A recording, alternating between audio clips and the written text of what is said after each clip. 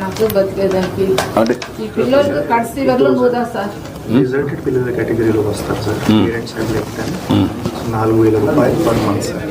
Machine Vatsalya scheme కింద వస్తుంది sir.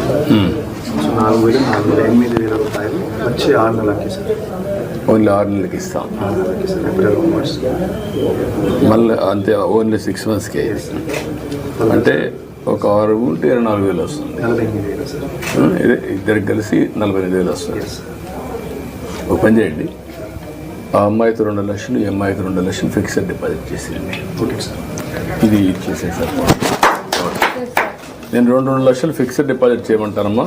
ఇల్లు కట్టిస్తాం. చదువు పెట్టు సార్ పిల్లకాయలు చదవాలా చదివి వాళ్ళు బాగా రావాలి.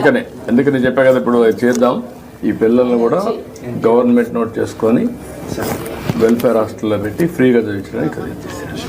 నేను చదివిస్తాను. వాళ్ళకి సార్ కొంచెం 1,50,000 వడ్డీ ఉంటే కూడా మాట్లాడాను.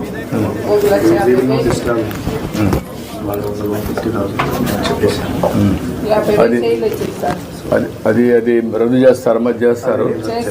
అది చేసిన తర్వాత వీళ్ళిద్దరిని 2 లక్షలు ఇచ్చి ఫిక్స్డ్ డిపాజిట్ చేస్తే చదివించేసింది. లైఫ్లో సెటిల్ అయిపోతారు. అది చేయించండి. ఓకే అమ్మా. ఇప్పుడు దానికంటే ఎక్కువ అందరికీ ఇవ్వలేము. ఒక ఇది అవుతుంది. వీళ్ళ పిల్లల్ని సెట్ చేసి నేను చెప్తాను. రామ్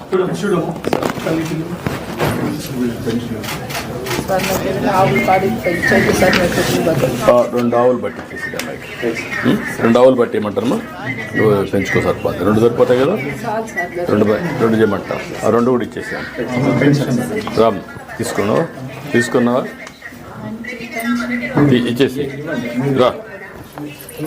ముందు ముద్ర తీసుకోండి. అక్కడే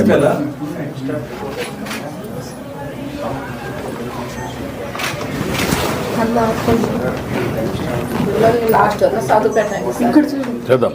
చెప్పా కదా.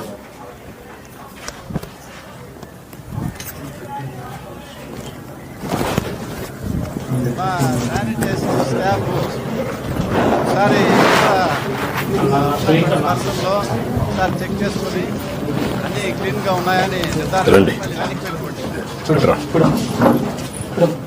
10 to 15 minutes టైం ఉంది కాబట్టి స్టాఫ్ కూడా దయచేసి ఈ 3 చేసిన తర్వాత ఓకే నిజేవాడి.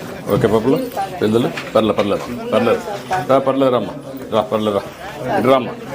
టైం అవుతుంది.